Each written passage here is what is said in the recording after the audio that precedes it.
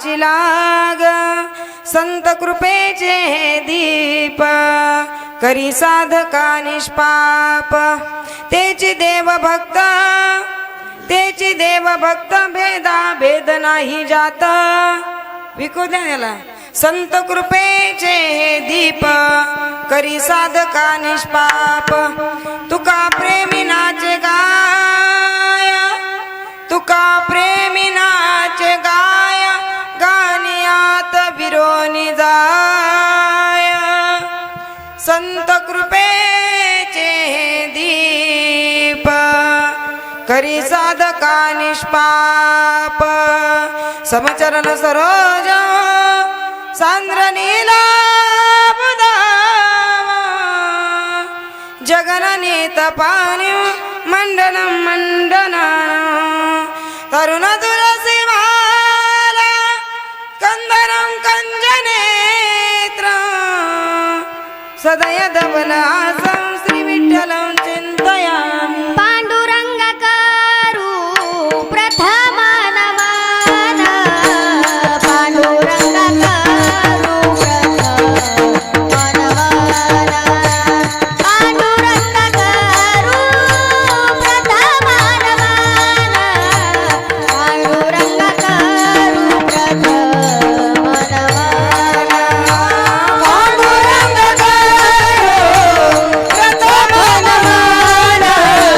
पांडुरंग करू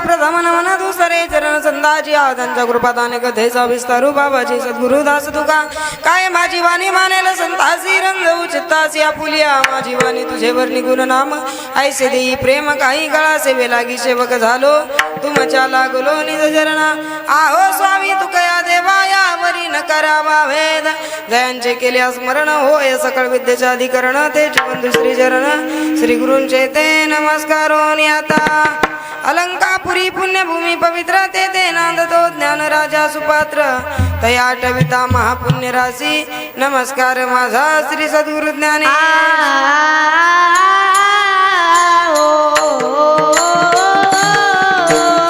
ओम नमो ज्ञानेश्वरा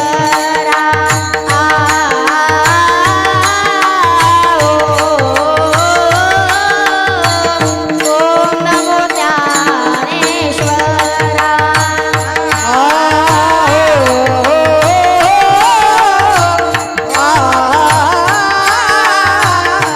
ओम नमो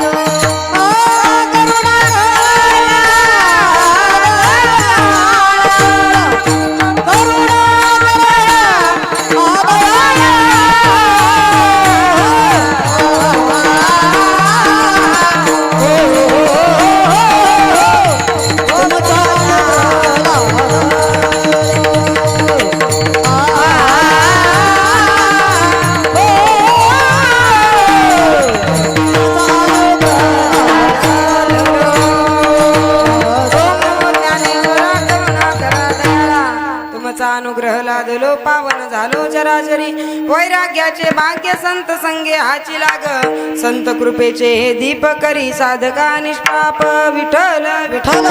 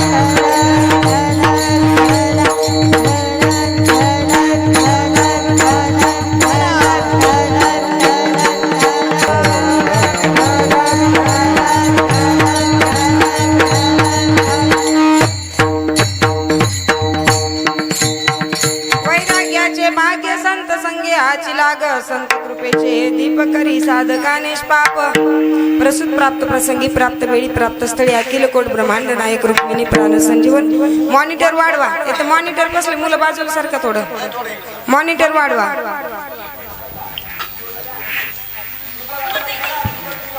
अखिल कोट ब्रह्मांड नायक रुक्मिणी प्राण संजीवन भगवान श्री पंढरीनाथाच्या चरणारविंदी कीर्तन रूपी सेवा समर्पित करण्याकरता घेतलेला अभंग अखिल विश्ववंदनीय विश्वविभूषित देवमान्य श्री संत सम्राट वारकरी संप्रदायाच्या कलशस्थानी विराजमान असणारे देहू निवासी सदेह वैकुंठाला गमन करणारे जगतवंदनीय जगद्गुरु तुकोबरा यांचा अभंग गाद्यातील 4 चरणाचा अभंग असून या अभंगाच्या द्वारे जगतवंदनीय जगद्गुरु श्री तुकोबराय संत सहवासामध्ये प्राप्त झालेल्या भाग्याचं वर्णन करतात विठ्ठल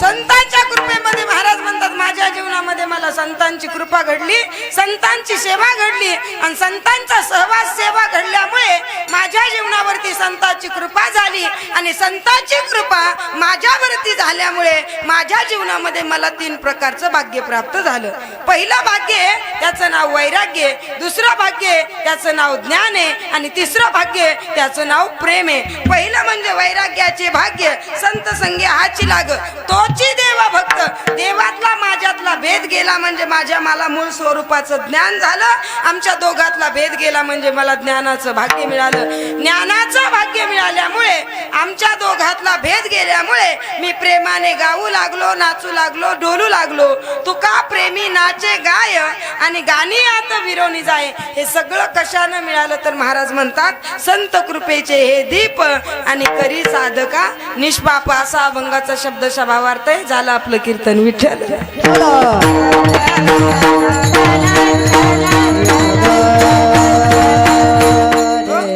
अभंगावरती चिंतन करण्यात तत्पूर्वी अल्प असा परिहार देणं अतिशय अगत्याचा आहे आणि तो द्यायचा झाला तर तो म्हणजे असा आज आपल्या या पुण्यभूमीमध्ये पुण्यनगरीमध्ये बाबा हनुमानजीच्या चरण कमल सानिध्यामध्ये ग्रामदैवत बाबा हनुमानजीच्या कृपा आशीर्वादाने प्रतिवर्षीप्रमाणे रामनवमी भगवान प्रभू रामचंद्रांचा जन्म उत्सव आणि भगवान पवनसुत हनुमान महाराजांचा जन्म उत्सव या दोन्ही पर्वणीचं आणि त्यामध्ये योगायोगाने भगवान महावीरांची आज जन्म उत्सव आहे या त्रिवेणी जन्म उत्सवाच्या निमित्ताने आपल्या गावामध्ये चालत असलेला हा अखंड हरिनाम सप्ताह आणि त्यामध्ये असणारी या वर्षीचं निवेदन समस्त ग्रामस्थ गावकरी मंडळी आबाल वृद्ध माता भगिनी गावातील सर्व सप्ताह कमिटी भजनी मंडळ टाळकरी माळकरी मृदंगाचार्य विनेकरी सर्व गावातली सर्व मंडळीच्या माध्यमातून माझ्या अल्पमती अल्पबुद्धी पामराच्या वाटेला हे निवेदन करण्याचा योग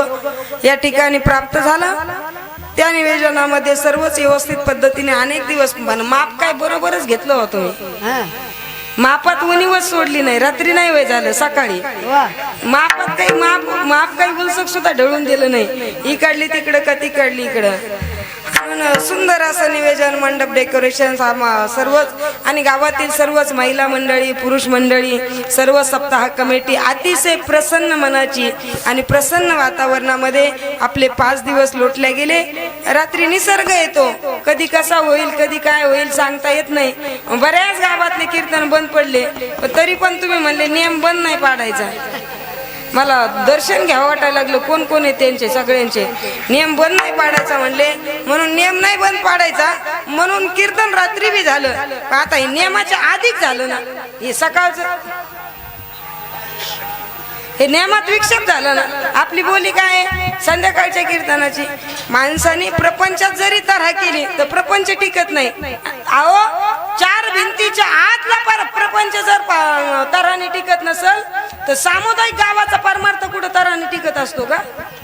मला आज सकाळी कीर्तन होतं दुसरीकडे पिंपळवाडीला आमच्या संस्थेचे महिन्याची पंगत त्यांची असती, त्यांच्या घरचा कार्यक्रम होता मी घेतलेला होता। पण मला तरा करायला आवडत नाही, माझा स्वभाव ज्ञानोबरायांनी वयापेक्षा समजदार दिलेला आहे। म्हणले कीर्तन करायचं म्हणलं काय अडचण नाही, लोकांची इच्छा आहे म्हणे, सगळ्या गावकऱ्याची इच्छा आहे तुमचं कीर्तन ऐकायची। रात्रीच्या कीर्तनाला भरपूर गावकरी राहते, आता कुठे गेले? त्यांची इच्छा होती ना माझं कीर्तन ऐकायची, मग त्यांनी आमचे काम धंदे सोडून आम्हाला तुम्ही इथं हजर केलं ना। जबान गेली 8 दिवस तुमच्या मनाला आमचे गुरुवारी बाबा म्हणायचे ज्या गावात आपण कीर्तनाला गेलो त्यांचे 2-5 रुपये घेतले, मनोभावाने त्यांची सेवा करायची परमार्थाची। जर या वर्षी मनोभावाने त्यांची सेवा नाही केली तर पुढच्या जन्मात त्यांच्या गावात बैल होऊन नांगट वडावं लागते। मला काही नांगट जमली नसती है का नाही, मला काही नांगट जमली नसती म्हणून म्हणलं आपलं कीर्तन केलेलं नांगटीपेक्षा बरं राहील। मग आमचे काम सोडून तुम्ही मला म्हणले की कीर्तन करायचं सगळ्या गावकऱ्याचे, मग सगळ्या गावकऱ्यांनी सुद्धा आपले काम सोडून उपस्थित राहायला पाहिजे होते, बरोबर आहे का नाही? या वराच्या जागेवर प्रेमाच्या जागेवर आणि परमार्थाच्या जागेवर आणि शब्द तर सगळ्या गावकऱ्याची इच्छा आहे ना माझं कीर्तन ऐकायची। काय होत काहीच नाही। काय कीर्तन केल्याने मी मरणार आहे का? नाही मरणार। तिकडलं कीर्तन बुडवलं म्हणजे काय माझं महाराष्ट्र म्हणजे पिंपळवाडी नाही आणि बनटाकळी म्हणजे पण महाराष्ट्र नाही, पण तरा नको। परमार्थ टिकला पाहिजे, परमार्थ अबोधित राहिला पाहिजे। परमार्थाची ही रूपरेषा तू ज्ञानोबराय म्हणतात इवलेसे रोप लावी येले द्वारी त्याचा वेलू गेला गगनावरी। त्याचा वेल गावात 1 पकवाजे असेल तर त्याला 10 पकवाजे तयार करता आले पाहिजे, मग म्हणायचं त्याला पकवाजे। गावात 1 टाळकरी असेल तर त्याला 10 टाळकरी तयार करता आले पाहिजे, त्याला म्हणायचं टाळकरी। गावात 1 पकवाजे आणि त्यांनी गावात नवीन पोरं आलेले हाकलून दिले, उपयोग नाही। तर परमार्थात तरा चालत नाही। तर हे परमार्थ ज्ञानोबरायांनी केला असता तर ज्ञानेश्वरी सारखा ग्रंथ आपल्यामध्ये राहिला नसता। तर हे परमार्थ तुकोबरायांनी केला असता तर गात्यासारखा ग्रंथ आपल्यामध्ये राहिला नसता। तराने परमार्थ नाथ महाराजांनी केला असता यमन अंगावरी तुंकला प्रसाद देऊनी मुक्त केला। 108 वेळा यमन अंगावर थुंकतोय तरी नाथ महाराज त्याला प्रसाद देऊन मुक्त करतात। हे संतांचं गुण आहे, हे संतांचं वर्णन आहे आणि त्या संतांच्या सहवासामध्ये आपण राहून जर आपण तऱ्हा करत असेल तर संताला सुद्धा या तऱ्हेचा त्रास होतो बरं विठ्ठल।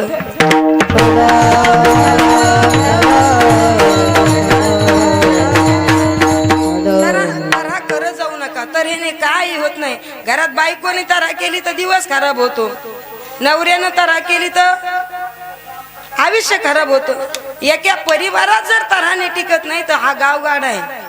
गावगाडा सांभाळणं एवढं सोपं नसतं आणि गावगाड्यातल्या लोकांनी बी एखादा माणूस पुढं झाला की मग त्यालाच फोन नाही करायचं। कीर्तनकार गुळ मागतो, कीर्तनकार बिस्लरी मागतो, कीर्तनकार सगळ्यांनी समजदारीने सामुदायिक पद्धतीने एखाद्याच्या कानावर विषय पडला की त्याने तिथली तिथंच तो विषय दाबायचा, तिथली तिथंच तो विषय लगे प्रत्येक जणाला जो माणूस पुढं झालाय त्यालाच नाही टॉर्चर करायचं। याने टिकत नसतात कार्यक्रम। बऱ्याच गावामध्ये असे सप्ते बंद पडलेत. तर करत जाऊ नका मायबाप. तरा ही प्रपंचातही दुःखाला कारण आहे आणि तरा ही परमार्थात सुद्धा दुःखाला कारण आहे. विठ्ठल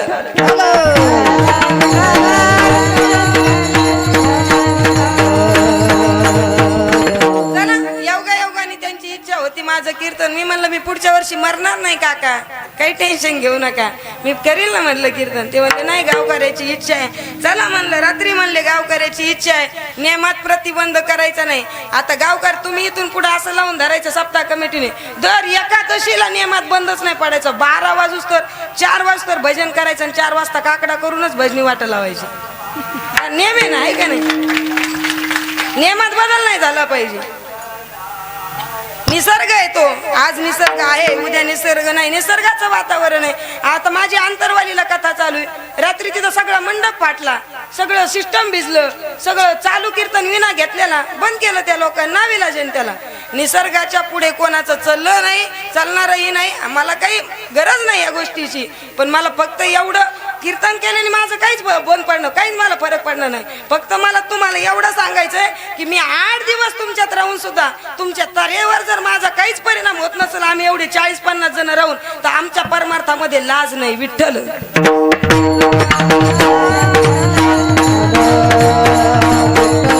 आम्ही आमच्या जीवनातले 8 दिवस तुमच्या गावात खर्च केलेत, काम धंदे सोडलेत. पैसा हा सर्वस्व जीवनामध्ये नसतो, पैसा हा गुण आहे. 8 दिवस आमच्या जीवनातले जर तुमच्यामध्ये आम्ही सामील झालो, राहिलो, तर तुमच्यावर त्याचा काहीतरी परिणाम झाला पाहिजे. तुम्ही 2-4 लाख रुपये तुमच्या गावातले उडवले, तर त्याचा पण तुमच्यावरती काहीतरी परिणाम झाला पाहिजे. तुमच्याकडे कापूस जास्त झाला का, ऊस जास्त झाला का पैसे जास्त झाले गावामध्ये? काहीच नाही. शेतकरी वर्ग आहे आपण. शेतकऱ्याला निसर्ग साथ देतो, तो सरकार साथ देत नाही. सरकारने दिलं तर निसर्ग साथ देत नाही. शेतकऱ्याचं जीवन पाहिलं तर दोन्ही बाजूने अडचणीत आहे. पण एवढ्या अडचणीत असलेला शेतकरी आज जर 2-2 आणि 3-3 लाख रुपये 8 दिवसात खर्च करायला लागला, तर त्याचा परिणाम होणं पण तेवढीच काळाची गरज आहे. विठ्ठल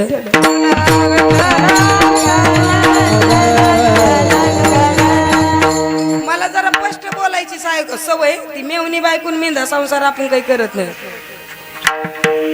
स्पष्ट बोलायची सवय. अरे बदला, काळाच्या ओघामध्ये चला, काळाच्या नुसार बदला. सोडा हे निगेटिव्ह विचार, थोडेसे पॉझिटिव्ह विचार ठेवा. जशी तुमची विचाराची उंची पॉझिटिव्ह राहील, तसं तसं तुमच्या जीवनामध्ये पॉझिटिव्ह घडत राहील. विचार आपल्या विचारामध्ये घ्या. भगवान बाबा घ्या, वामन भाऊ घ्या, महावीर भगवान घ्या. जरा संतांच्या सहवासात या आणि संतांकडे पहा. संतांच्या विचाराची व्यापकता पहा. एवढ्या अल्प विचाराचा माणूस अल्पसंख्येत राहत असतो. माणसाचे विचार मोठाले पाहिजे. माणूस जुन्या लोकांची म्हणे, माणूस धनाने श्रीमंत नसला तरी चालेल, पण माणूस मनाने श्रीमंत असला पाहिजे. मनाने श्रीमंत. आणि लोकांच्या भानगडीत मी जास्त पडत नाही. लोक मला चांगले म्हणले म्हणजे माणूस चांगला होत नाही, लोक वाईट म्हणले म्हणजे माणूस वाईट बी होत नाही. माणूस चांगला आणि वाईट सिद्ध होण्याकरता त्याचे कर्म जेवढे साक्षीदार आहेत, तेवढं जगात दुसरं कोणीच साक्षीदार नाही. म्हणून माणूस एखाद्या वेळेला बापाला नाही घाबरला तरी चालेल, पण माणूस पापाला घाबरला पाहिजे. विठ्ठल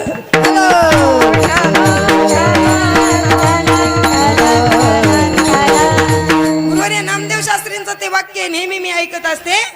डॉक्टर नामदेव शास्त्री म्हणतात, माणूस एखाद्या वेळेला बापाला नाही घाबरला मुलगा तरी चालेल, पण पापाला आणि कर्माला घाबरला पाहिजे.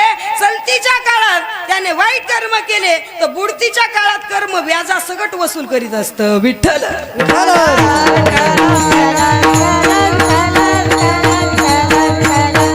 संतांच्या सहवासातले एवढ्या मोठ्या भगवान बाबाच्या वामन भाऊच्या कुळामध्ये आपण जन्म घेतला आणि अल्प विचाराने जर आपण वागत असेल, तर याचा त्रास संतांच्या हृदयाला झाल्याशिवाय राहणार नाही. विठ्ठल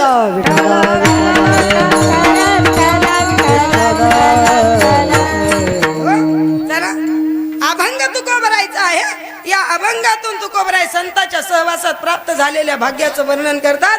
महाराज म्हणतात, माझ्या जीवनामध्ये कलियुगामध्ये सगळं काही मिळेल, पण संत मिळत नाहीत.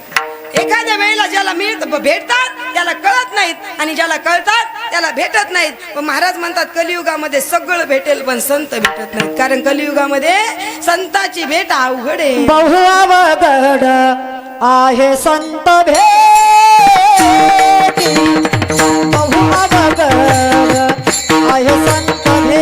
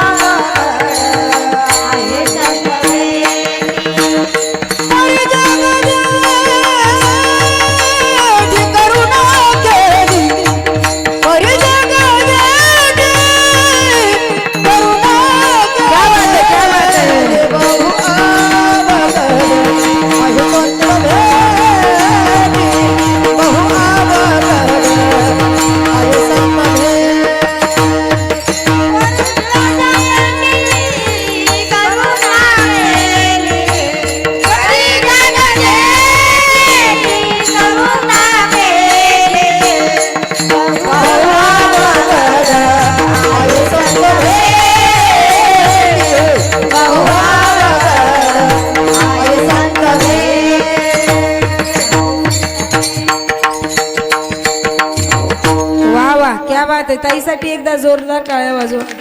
पूर्ण जीवन वारकरी संप्रदायाला समर्पित केलंय महाराज. पहा जरा या लोकांकडे, पहा या लोकांच्या जीवनातला त्याग. ईश्वराने एक काढून घेतलं पण एक एवढं गोड भरवलं की जोपर्यंत चंद्र सूर्य आहे तोपर्यंत इतिहासात नाव राहील महाराज.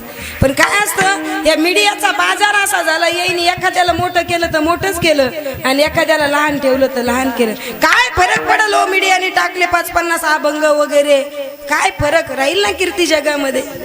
पण लोकांनी असं आहे की लोकांचं आता काय म्हणते, चलतीची काय बोलणाराचे हुलके विकत येतात, नाही बोलणाराचे गहू सुद्धा विकत नाही. मीडियाचा बाजार असा झालाय, खरं काय खोटं काय काही राहिलं नाही जगामध्ये. लोक नुसते चालत्याच्या मागे लागले. बहु अवघड आहे संत भेटी. परम भाग्याने त्या आपल्याला लाभल्या महाराज. मी त्यांना फोन केला सहज, म्हणलं ताई असा असा कार्यक्रम आहे. त्यांनी नाशिकला भागवत कथा घेतली होती, पण मी सांगितलं त्यांना ताई तुम्हाला यावं लागतं, आपल्या मुली आहेत तिथं.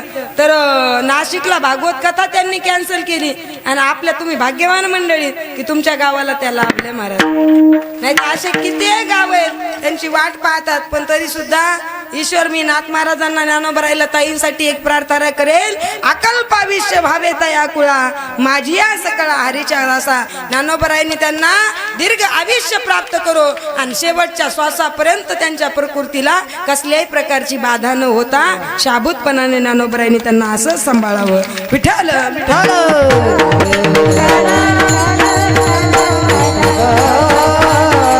कलियुगामध्ये सगळं भेटेल महाराज, पण संत भेटणं अवघड आहे. कलियुगामध्ये एखाद्या वेळेला भेटतील तर कळणार नाही, कळतात तर भेटणार नाही. पण महाराज म्हणले बहु अवघड आहे संत भेटी, परी जग जेटी करुणा केली. संतांची भेट अवघड आहे, पण माझ्यावर देवाने कृपा केली बरं.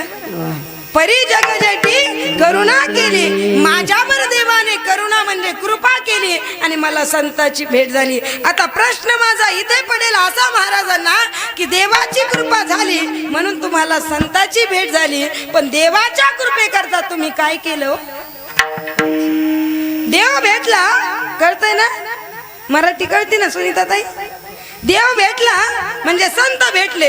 देव भेटल्यामुळे देवाच्या कृपेमुळे तुम्हाला संतांची भेट झाली, पण देवाची कृपा मिळवण्यासाठी तुम्ही काय केलं? नाथ महाराज म्हणतात काय केलं? हरी प्राप्तीशी उपाय आणि संताचे ते पाय.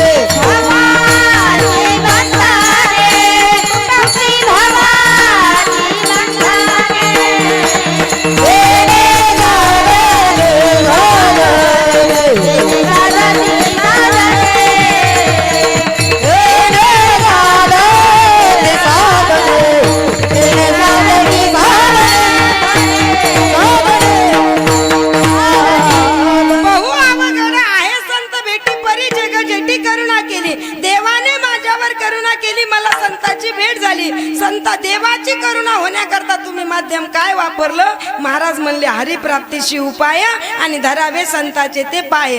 संताचे पाय धरले म्हणून देव मिळाला आणि देवाचे पाय धरले म्हणून संत मिळाले. मग नेमके अगोदर धरले कोणाचे? कळते तुम्हाला मराठी? आमच्या पैठणला माणूस मेल्यावर जाळते, तुमच्याकडं तसंच आहे ना? संत मिळाले की देव मिळाला आणि देव मिळाले की संत. पण देवाला जर भेटायचं असेल तर अगोदर संत भेटले पाहिजे आणि संताला जर भेटायचं असेल तर अगोदर देव भेटले पाहिजे. मग नेमकं दोघातून अगोदर कोण भेटलं महाराज? संत भेटले की देव भेटले? प्रश्नही तिथंच आहे, उत्तरही तिथंच आहे. रे बाबा म्हणायचे त्याला शोधणारा माणूस बुद्धिवान असला पाहिजे. तुम्हाला एक कोडं सांगते बाबा, एक कोडं सांगायचे पाठामध्ये. एका माणसाच्या घरी 20 ब्राह्मण जेवायला आले, 22 स्नानाला गेले आणि 23 जेवायला बसले. सगळे ब्राह्मण किती झाले? गणित येतं कोणाला? गणित विषय झालेला आहे कोणाचा? कसे 45 बाबा? 22 आणि 23 आणि आलेले 20 काय वाट लावले काय तुम्ही? सप्ताह राहिला ना 2 दिवस.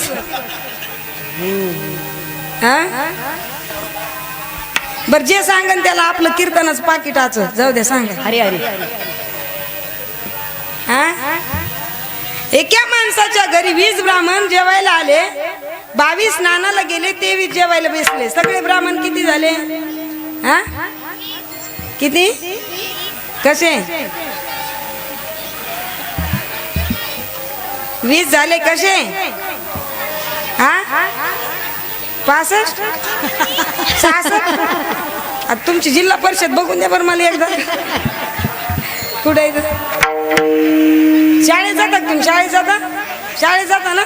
दुसरा प्रश्न विचार तुम्हाला. 1 1 51, 1 2 52, 1 3 53, 1 4 54, 1 5 1 5 55. टाळी वाजव त्यांच्यासाठी.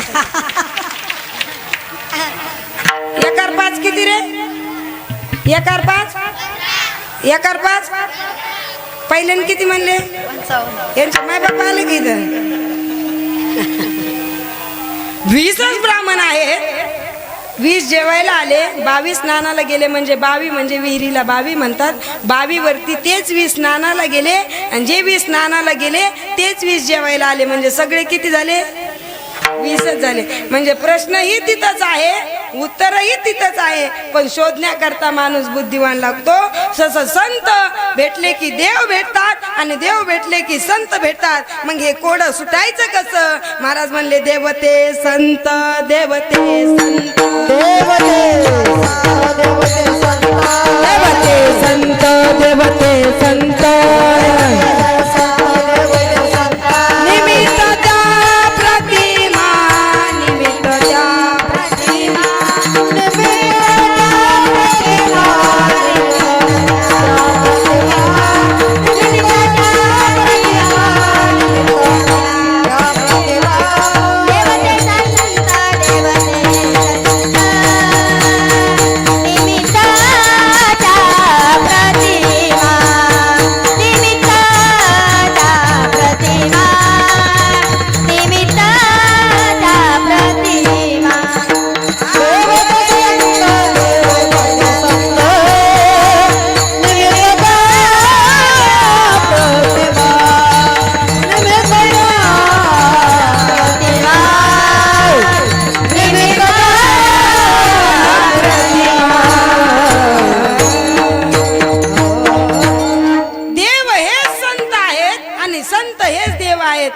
दोघांमध्ये कसल्याही प्रकारचा भेद नाही.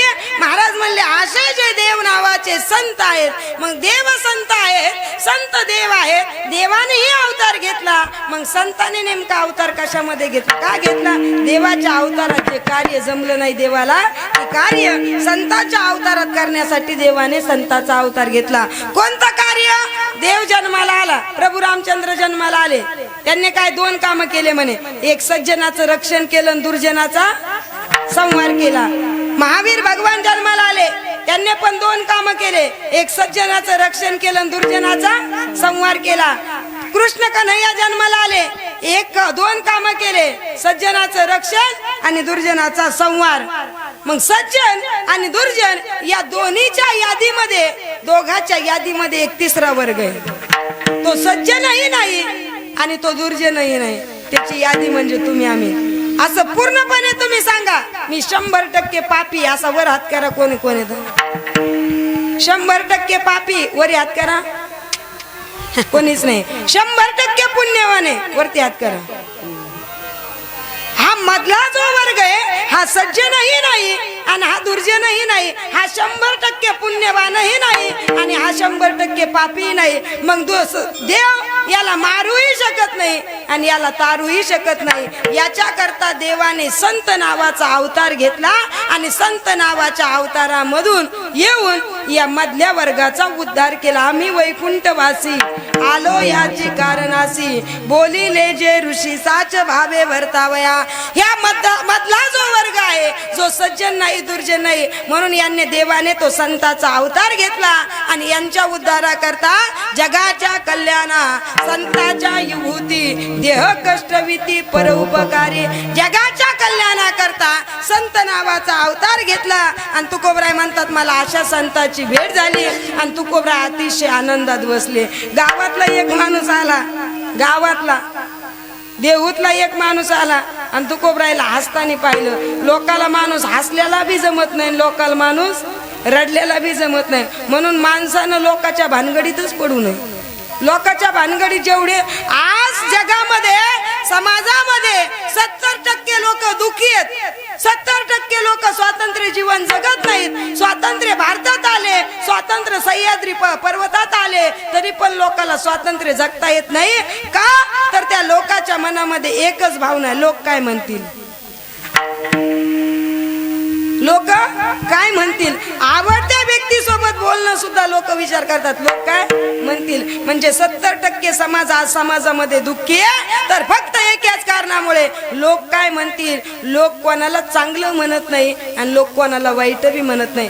जसा तुमचा काळ तुमच्या सोबत पलटी मारल, तुमचा अनुकूल काळ ज्या दिवशी दिसेल त्या दिवशी लोक तुम्हाला डोक्यावर घेतील आणि ज्या दिवशी तुमचा प्रतिकूल काळ दिसेल लोक तुम्हाला पायाखाली तुडवतील. म्हणून एखाद्या वेळेला लोकाला समाजाला जपता नाही आलं तरी चालेल, पण काळाला माणसानं जपलं पाहिजे. विठ्ठल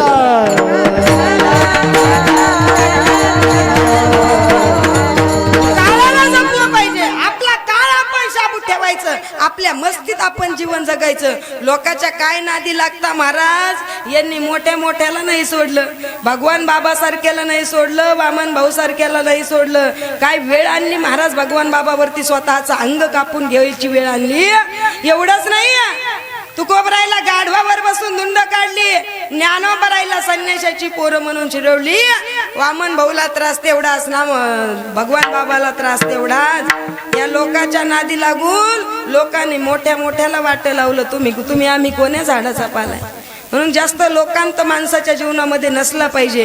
तुकोबराय म्हणतात आम्हाला एकांताच्या वासामध्ये जे सुख आहे ते लोकांतात वाटत नाही आणि खऱ्या परमार्थिकाने लोकांताचा जास्त सहवास ठेवला नाही पाहिजे. एकांताचा सहवास, लोकांच्या मागे जास्त भरकटायचं नाही, आपल्या शेजारणीचं जास्त ऐकायचं नाही. ज्या दिवशी बाईनं 1 तास शेजारणीला दिला त्या दिवशी संध्याकाळी घरात भांडणं झालेच.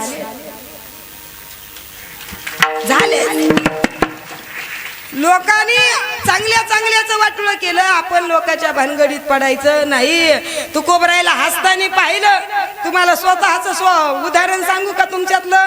तुम्ही जर एका दिवशी नवरा बायकोचे भांडणं झाले आणि रागात मंदिराकडे आला तर 10-5 जण तुम्हाला गावातले भेटणार. का रे आज लय चेहरा पडलेला आहे, काय मिळे म्हणणार का नाही, म्हणणार का नाही. आणि दुसऱ्या दिवशी योगाने तुमच्या दोघा नवरा बायकोचे भांडणं मिटले, मस्त फ्रेश झाला तुम्ही आणि दुसऱ्या दिवशी हसत चेहऱ्याने मंदिराकडे आला, लोक म्हणणार काय मिळेल आज लयच खुश आहे. म्हणजे काल सुकलेल्या चेहऱ्यानं आल्याला सुद्धा लोकाला जमलं नाही, आज रडक्या चेहऱ्याने आल्याला सुद्धा लोकाला जमलं नाही. मग लोकांसाठी हसायचं बी नाही, लोकांसाठी रडायचं नाही. हसायचं तरी आपल्यासाठी आणि रडायचं तरी आपल्यासाठी. आपण आपल्या कामाला वेळ द्या.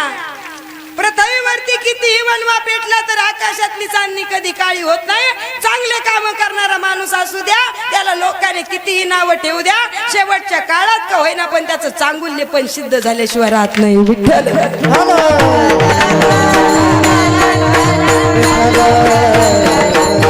लोकांच्या नादाला लागायचं नाही गडे हो. लोकांच्या नादाला लागल्याच्या नंतर दुपारा वावरही कलावते लोक. लोकांच्या कुठं नादी लागता. तुकोबराय म्हणले बाबा, तुकोबराय हसत दारात बसले बर का सुनीताताई.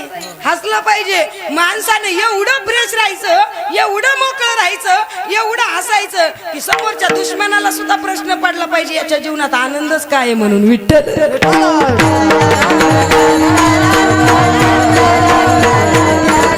एवढं हसत. काही लोक कीर्तनात विनोद झाला तरी चेहरा तसाच, रडायचा प्रसंग आला तरी तसाच. क्यों रो रहे, बोले रो रहे नाही, उसकी सूरतच वैशी आहे. विठ्ठल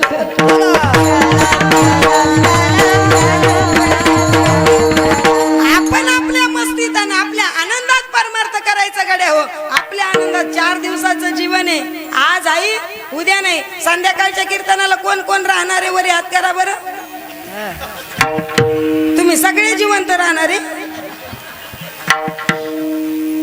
हाय का मेळ कोणाचा? संध्याकाळी राहणारे म्हणून एका गावात मी असंच म्हणलं, संध्याकाळी कोण कोण राहणारे वरी हात करा. एक सगळ्या गावाने खाली केले आणि एका आजीने वरी केले. मी म्हणलं काहून? ती म्हणली मी इथली नाही, मी शिरनेरची. विठ्ठल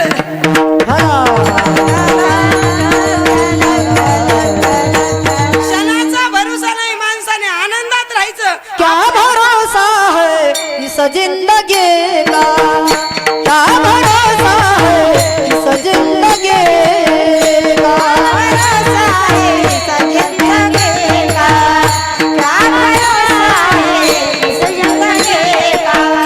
साथ देते नहीं वो किसका, साथ देते नहीं वो किसका, क्या भरोसा है इस जिंदगी, क्या भरोसा है इस जिंदगी का, क्या भरोसा है इस जिंदगी, क्या भरोसा नहीं किसी का, साथ देते नहीं किसी का, क्या भरोसा है इस जिंदगी का, क्या भरोसा है इस जिंदगी का, क्या भरोसा है इस जिंदगी का. साथ देती नहीं है किसी का, क्या भरोसा है. चढ़ता सूरज धीरे धीरे ढलता है, ढल जाएगा. जो जन्माला आलाय तो एक ना एक दिवस मरणार आहे. म्हणून याच्या मधला जो टप्पा आहे ना, याच्यात आनंद घेता आला पाहिजे. जास्त गुरगुर गुरगुर नाही करायचं माणसाने. हिशोबाने चाललं पाहिजे, हिशोबाने वागलं पाहिजे. गुरगुर गुरगुर गुरगुर केलं की मग काळ पण तिकून गुरगुर गुरगुर करीत येत असतो. म्हणून माणसानं थोडस हिशोबाने आपल्या आपल्या पद्धतीने वागलं पाहिजे. आपल्या बोलण्याने, आपल्या उठण्याने, आपल्या बसण्याने, आपल्या शब्दाने कुणाला त्रास नाही झाला पाहिजे. कुणाच्या जीवनामध्ये डिस्टर्ब नाही झालं पाहिजे. यालाच खरा परमार्थ म्हणायचा. परमार्थ म्हणजे काय? पाकिस्तान मधून विकत आणायचा का? परमार्थ म्हणजे काय? आपल्या बोलण्याने, आपल्या उठण्याने, आपल्या बसण्याने कोणाला त्रास नाही झाला पाहिजे. एखादा गावात गरीब व्यक्ती आपली 2-5 रुपयाची मदत करण्याची त्याला अवकाश दे ना. जाणं या जन्मामध्ये आपण श्रीमंत आहेत म्हणून आपण त्याला 2 रुपयाची मदत करू शकतो. पुढच्या जन्मामध्ये आपल्याला मागणारं बनवलं तर या जन्मात भाग्यवान आहेत आपण की आपल्याला देण्यासारखं बनवलं, आणि पुढच्या जन्मामध्ये जर आपल्याला मागण्यासारखं बनवलं तर मग काय करायचं? मग थोडासा विचार केला पाहिजे. आमचे गुरुजी बाबा याच्यावर एक दृष्टांत सांगायचे. एक बार घूमने के बहाने हम रास्ते से जा रहे थे, उस रास्ते में एक हड्डी पड़ी थी. बोले एक बार घूमने के बहाने हम रास्ते से जा रहे थे, उस रास्ते में एक हड्डी पड़ी थी, उस हड्डी को मेरी ठोकर लगी, वो हड्डी खड़ी हो गई और मुझसे बोलने लगी, ए चलने वाले इंसान, ए चलने वाले इंसान, जरा संभल के चलना, क्योंकि मैं भी कभी तो इंसान था. काय? ए चलणाऱ्या माणसा, ते हाडूक एक वेळेला फिरायला आम्ही रस्त्यानं चाललो, एका हाडकाला माझा पाय लागला. तो हाडूक उठलं, उभा राहिलं आणि बोलायला लागलं, ए चलणाऱ्या माणसा, जरा सांभाळून चल, खाली वाग. अरे छाती फुगू नको, फाटन छाती. खाली वाग, जरा खाली वाग, खाली चल, खाली वाकून चल. कारण मीच तरी कधीतरी माणूसच होतो. म्हणून माणसानं थोडस हिशोबाने, प्रेमाने वागलं पाहिजे. तुकोबराय हसायला लागले. हसणाऱ्या तुकोबरायला गावातल्या लोकांनी पाहिलं आणि एक माणूस जवळ गेला, म्हणला, महाराज जय हरी, जय हरी. गावात आलं तर घर नाही, शिवारात गेलं तर शेत नाही, तरी एवढा आनंद तुमच्या चेहऱ्यावरती नेमका कसा? तुकोबराय म्हणले, मला माझ्या चेहऱ्यावर आनंद? कशाचा आनंद? माझं भाग्य उदयाला आलं. अहो भाग्य उदयाला आलं. एखाद्याचं लग्न खूप दिवस होत नसल, त्याचं लग्न झालं तर त्याला म्हणायचं भाग्य उदयाला आलं. 10 वर्ष झाले लग्नाला, संतती नाही पोटाला, अचानक मुलगा झाला, भाग्य उदयाला आलं. विहिरीत शेताला पाणीच लागत नव्हतं, आता शेतामध्ये विहीर खांदली, पाणी लागलं, भाग्य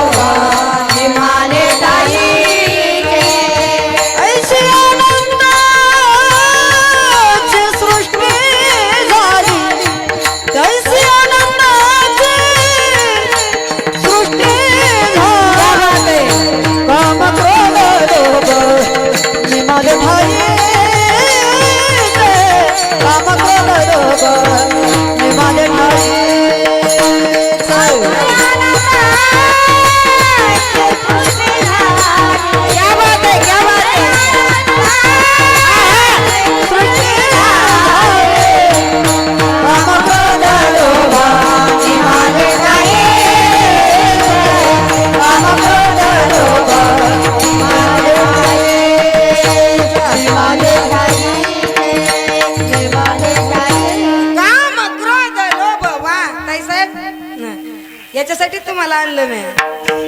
मला आम्ही चांगला असं ते मला वारकरी संप्रदायाचा जे नियम आहे त्याला बाधित माणूस असला पाहिजे, त्याला काहीतरी माणसाला अंग असलं पाहिजे. पण हल्ली असं झालंय ज्याचा हरिपाठ पाठ नाही त्याच्या डायरीत जागा रिकामी राहिली नाही. आणि आम्ही इकडे काकडे करू करू मरायची वेळ आली, काकडे करू करू पार वाकडे व्हायची वेळ आली. इकडे डायरीत कप्पे तसेच रिकामे, बाजार झालाय नुसता.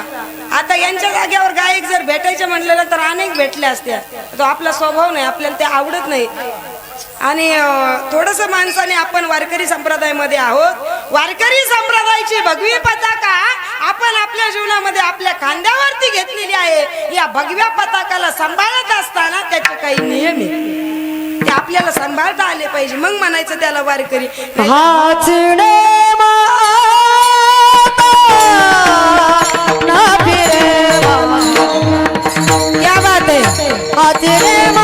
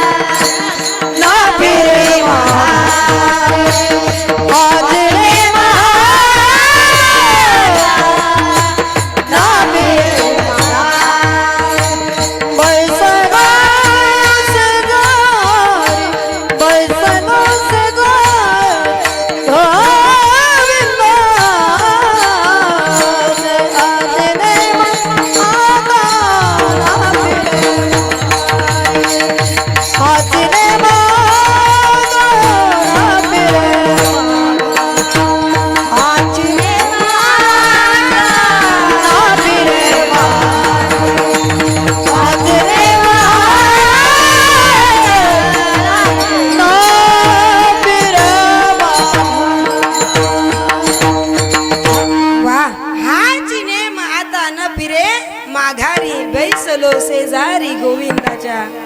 एकदा वारकरी संप्रदायामध्ये येऊन पहा आणि नियमावली सांभाळून पहा.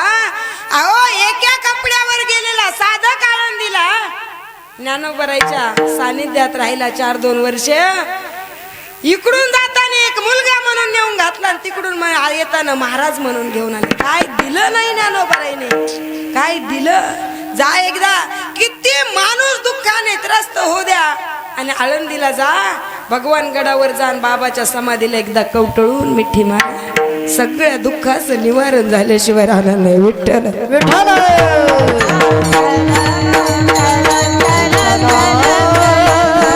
किती समाजाच्या त्रासाने साधकाने त्रास होऊ द्या आणि एकदा आळंदीत जा ज्ञानोबराईला सांगा आणि ज्ञानोबराईच्या समाधीला कवटाळून मिठी घाला.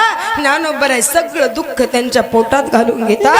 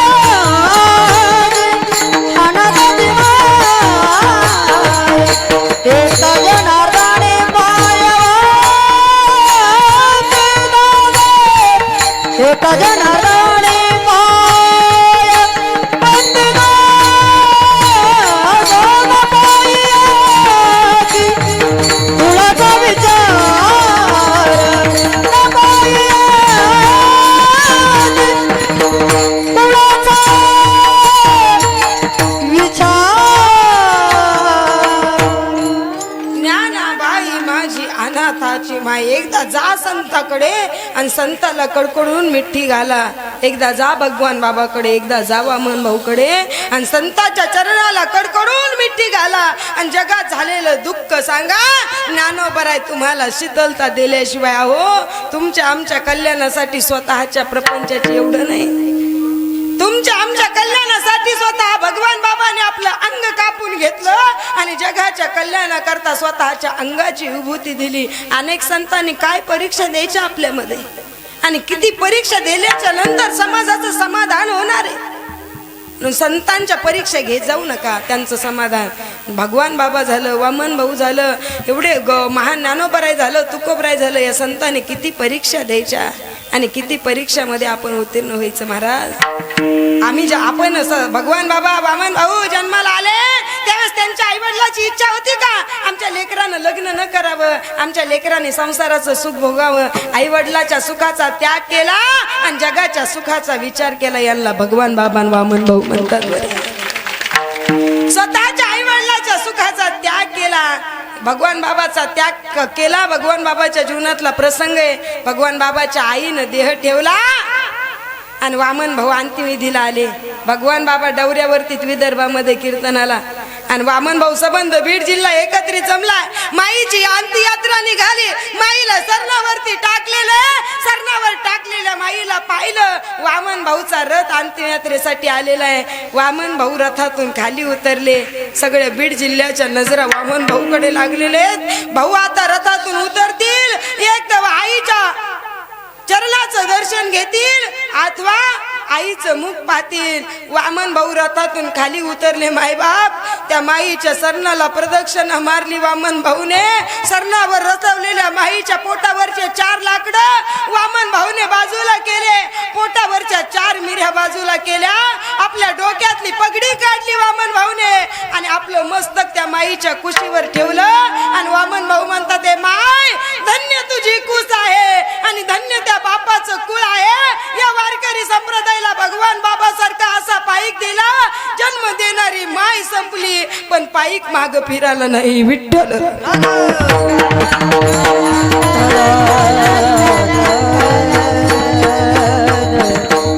जन्म देणारी माय संपली महाराज या संताची. पण भगवान बाबा कीर्तन सोडून विदर्भातून अंतिम यात्रेला आले नाही माईच्या. यांना म्हणायचं वारकरी संप्रदायाचे खरे पाईक आणि खरे निष्ठावान. तुकोबराय म्हणतात, अशा संताची भेट झाली. माझं भाग्य उदयाला आलं. माझ्या पसलं माझं आणि मी नावाचा शब्द दोन्ही निघून गेले आणि माझ्या जीवनात सुख झालं. कशाने? संत कृपेने. अभंगाचं दुसरं. संत कृपेचे दीपा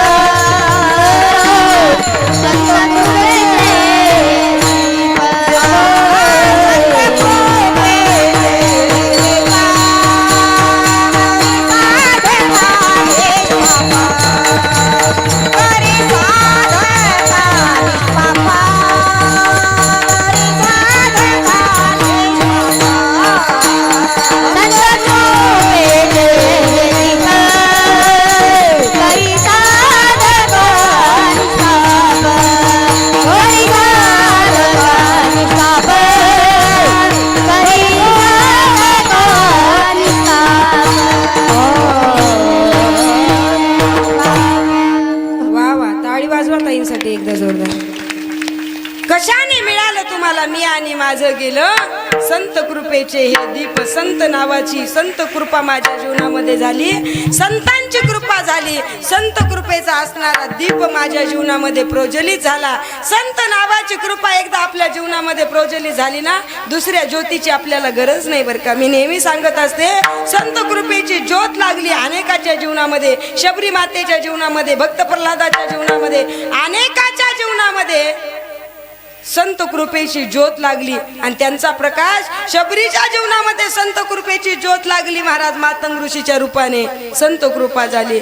अनेक जेवढ्याच्या जीवनामध्ये, मी तर नेहमी म्हणत असते, जेवढ्याच्या जीवनामध्ये संत कृपेची ज्योत लागली आणि एकदा का त्याचा प्रकाश प्रज्वलित झाला तर पुन्हा त्याला जगातल्या कुठल्याच प्रकाशाची गरज नाही. संतेची ज्योत लागली महाराज संत भगवान बाबाच्या कृपेची. स्वर्गीय लोकनेते गोपीनाथरावजी मुंडे साहेबांच्या जीवनामध्ये जगामध्ये राधे कृष्णासारखं प्रेम नाही, ज्ञानोबरायसारखं ज्ञान नाही, तुकोबरायसारखं वैराग्य नाही, नाथ महाराजासारखी शांती नाही. जगामध्ये अनेक नेते येतील आणि जातील, गोपीनाथरावजी मुंडे सारखा लोकनेता पुन्हा जगात होणे नाही. पुन्हा नाही, पुन्हा नाही. एकदा झाला पुन्हा तो नेता नाही. पुन्हा एकदा माणूस होऊन गेला. गरज होती महाराष्ट्राला, पण महाराष्ट्राचं राजकारणाच्या बाऱ्यात दुर्भाग्य बरं का. गोर गरिबाचा, घरातल्या प्रत्येकाच्या ऊसतोड कामगाराचा नेता जर बीड जिल्ह्यात कोण असेल तर स्वर्गीय लोकनेते गोपीनाथरावजी मुंडे साहेब. महाराष्ट्राचं तेवढ्यामध्ये दुर्भाग्य. चांगला नेता महाराष्ट्राला लाभला की काळाच्या आड गेलाच. चांगला नेता लाभला की काळाच्या आड गेलाच. संत कृपेची ज्योत त्यांच्या जीवनात लागलेली होती. बाबांचा वारसा घेऊन ते पुढे चलत होते. फक्त क्षेत्र बदललं होतं. बाबांचं क्षेत्र होतं अध्यात्म आणि मुंडे साहेबाचं क्षेत्र होतं राजकारणी. क्षेत्र दोघांचं बदललं, पण वागण्याची पद्धती गोर गरिबाच्या सुख दुःखामध्ये प्रत्येक जागेवरती हजर राहण्याचा हा बाबांचा वारसा घेऊन साहेब पुढे चालायचे आणि त्या जीवनाची प्रज्वलित लावणारी अशी संत कृपेची ज्योत. महाराज म्हणले, माझ्या जीवनामध्ये लागल्या गेली संत कृपेचे हे दीप. मला निष्पाप असणार करी साधका निष्पाप. निष्पाप केल्यामुळे मी ज्ञानाच्या योग्यतेचा ठरलो. मला ज्ञान मिळालं. काय मिळालं? देवातला आणि माझ्यातला भेद गेला. तोची देव भक्त भेदा भेद नाही चात. माझ्यातला देवातला भेद गेला आणि देव आणि मी एक रूप झालो.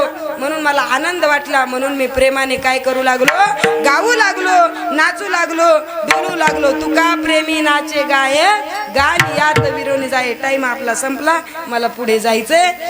माझ्याकडे आजही टाइम नव्हता, पण मी दिलेला शब्द होता की मी तुमच्या गावात एक तारीख घेतली होती, पण निसर्गाने साथ नाही दिली. पण तुम्ही भरून माप घेतलं, काही अडचण नाही, घे जा. आणि माझ्याकडून जसं घेतलं ना, प्रत्येक जणाकडून घे जा. चतुरे गाव चतुरे आपल्याकडून भरून. गावामध्ये कीर्तनकार आला ना तर त्याला विचारा जा, तुमचे गुरुजी कोण आहेत, तुमचा गाथा कोणाकडे झाला, तुमची ज्ञानेश्वरी कोणाकडे झाली, तुमचा हरिपाठ कोणाकडे सुटला, तुमचा विचार सागर. एवढा परमार्थातला बारकावा जर तुम्ही ठेवला ना तर एक दिवशी आपल्या या बन टाकळी नगरीचा भगवानगड झाल्याशिवाय राहणार नाही. विठ्ठल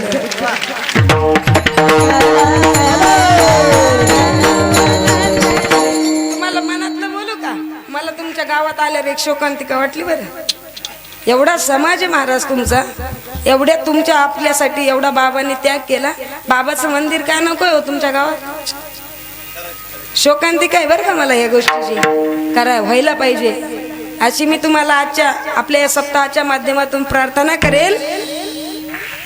वारकरी संप्रदाय जगामध्ये अनेक देशात आहे, अनेक राष्ट्रात आहे आणि त्यातून महाराष्ट्रात आहे आणि महाराष्ट्रातून बीड जिल्ह्यात आहे आणि बीड जिल्ह्यातून वंजाऱ्याच्या घरात आहे. महाराष्ट्रामध्ये वारकरी संप्रदाय हा 70% वंजारी समाजावर अवलंबून आहे.